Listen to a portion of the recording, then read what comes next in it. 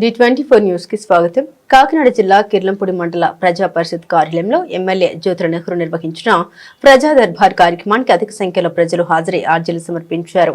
ప్రజలు తెలియజేసిన సమస్యల్ని ఎమ్మెల్యే ఓపికగా విని సంబంధిత శాఖల అధికారులకు సమస్యలు పరిష్కరించాలని సూచించారు. ఈ కార్యక్రమంలో మొత్తం 104 సమస్యలపై ప్రజల నుండి అర్జీలు వచ్చాయన్నారు. అధికారులు ప్రజలకు జవాబుదారీగా ఉంటూ సమస్యలు పరిష్కరించాలని ఎమ్మెల్యే నెహ్రూ అన్నారు. జగ్గంపేట నియోజకవర్గానికి రోడ్ల నిర్మాణంకు మొత్తం 52 కోట్ల నిధులు ప్రభుత్వం విడుదల చేసిందన్నారు.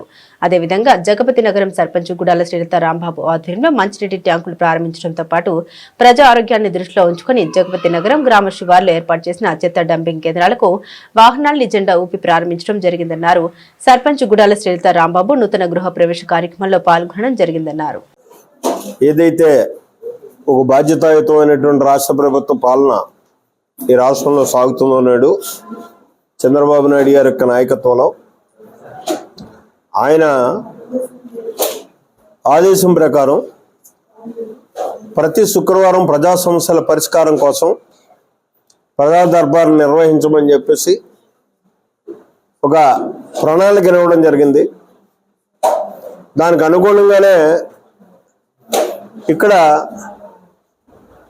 అధికారులతోటి ఈ అధికారులే కాకుండా వాళ్ళు ఏమంటారు టీం అంటే విజన్ 47 టీం ఒక 6గురిని ఇవ్వడం, వారిని ఈ వచ్చినటువంటి అర్జీలు ఏవైతే ఉన్నాయో అర్జీలు అన్నిటినీ కూడా విడదీసి సంబంధిత అధికారులకు పంపి చేతులు దులుపుకోవడం కాదు, మళ్ళీ వాటి యొక్క రిజల్ట్ సామాన్యుడికి అందుబాటులో ఉండే విధంగా బాధ్యత తీసుకోవడం కోసం ఆ టీంని స్వర్ణాంధ్ర టీంని ఏర్పాటు చేయడం జరిగింది. అలాగే హెడ్ ఆఫీస్ ఏదైతే నియోజకవర్గ హెడ్ ఆఫీస్ ఉందో హెడ్ ఆఫీస్లో కూడా వాళ్ళు నిత్యం ఉండడం జరుగుతుంది. ప్రతి శుక్రవారం కూడా ఎక్కడో దిక్కున ఈ ప్రజా దర్బార్ నిర్వహించడం జరుగుతుంది. ఈ సందర్భంగా ఇవాళ కిర్లంపూడిలో జరిపినటువంటి ఈ ప్రజా దర్బార్లో సుమారు ఒక 104 అర్జీలు వచ్చాయి. ఈ అర్జీల్లో కమ్యూనల్ నీడ్స్ ఉన్నాయి, అదే రకంగా ఇళ్ల స్థలాల కోసం ఉన్నాయి, అదే రకంగా ఇళ్ళు కోసం ఉన్నాయి, ఫంక్షన్లు ఎక్కువగా ఉన్నాయి. ఇవన్నిటినీ కూడా ప్రభుత్వం నిర్ణయం ప్రకారం నిర్ణయం తీసుకుని ఆయా సంబంధిత ఎలిజిబిలిటీని బట్టి వాళ్ళకి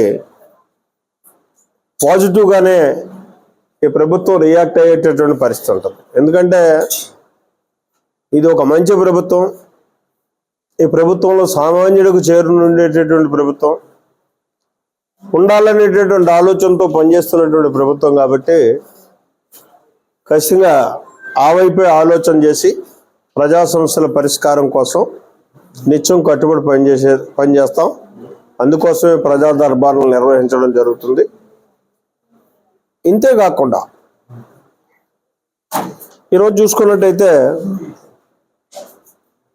ఒక మన జగ్గంపేట నియోజకవర్గంలోనే ఇవాళ R&B డిపార్ట్మెంట్ నుంచి 25 కోట్ల రూపాయలు రోడ్ల నిమిత్తం శాంక్షన్ రావడం జరిగింది. అలాగే పంచాయతీరాజ్ డిపార్ట్మెంట్ నుంచి కూడా అదేంటి శ్వాసకి నిధుల ద్వారా సుమారు ఒక 27 కోట్ల రూపాయలు రావడం జరిగింది. అంటే సంక్షేమానికి ఎంత ప్రాధాన్యతతో ఈ ప్రభుత్వం, అదే రకంగా అభివృద్ధికి కూడా అంతే ప్రాధాన్యత ఇస్తూ ముందుకెళ్తున్నటువంటి ప్రభుత్వం ఈ ప్రభుత్వం. సుమారు నిన్నటిదాకా ఖర్చు పెట్టేది కాకుండా కొత్తగా వచ్చింది. ఈరోజు చూసుకుంటే మన నియోజకవర్గానికి 2 డిపార్ట్మెంట్ల నుంచి 52 కోట్ల రూపాయలు రమారమి దరిదాపులుగా ఉన్నటువంటి పరిస్థితి. అలాగే ఇరిగేషన్ డిపార్ట్మెంట్ నుంచి కూడా తొందరలోనే రిలీజ్ కాబోతున్నాయి. ఏవైతే ఇరిగేషన్ కాలువల్ని మళ్ళీ మనం ఓఎండం ద్వారా నిధుల ద్వారా పనిచేసుకోవాల్సినటువంటి వీడ్ కానీ సిల్ట్ కానీ ఇవన్నిటిని తీయాల్సినటువంటి అవసరం ఉందో ఆ అన్నిటిని తీయాలి అని చెప్పి తీసుకోవడానికి కూడా ఒక నిర్ణయం తీసుకోవడం జరిగింది. అది కూడా తొందరలో రిలీజ్ కాబోతున్నాయి దానికి సంబంధించినటువంటి నిధులు.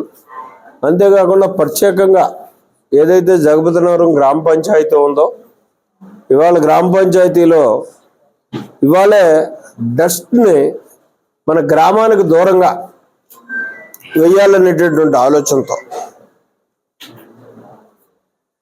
దాన్ని నగరం శివారు కొండ ఏదైతే ఉందో ఆ కొండ దగ్గర ఓ 10-15 ఎకరాలని లో ఈ డస్ట్ని వేయాలని చెప్పేసి నిర్ణయించుకోవడం జరిగింది. అది ఈ రోజు వచ్చేదాన్నే కాకుండా ఏదైతే నిన్నటి దాకా వాడినటువంటి ప్లేస్ ఉందో దాన్ని కూడా తొందరలో ఖాళీ చేసి ఆ డస్ట్ అంతా కూడా అక్కడికే తీసుకెళ్లి వేసేటటువంటి నిర్ణయం కూడా తీసుకుంటున్నాం. దానికి కావాల్సినటువంటి నిధులను కూడా ఏర్పాటు చేస్తాం స్వచ్ఛాంధ్ర నుంచి.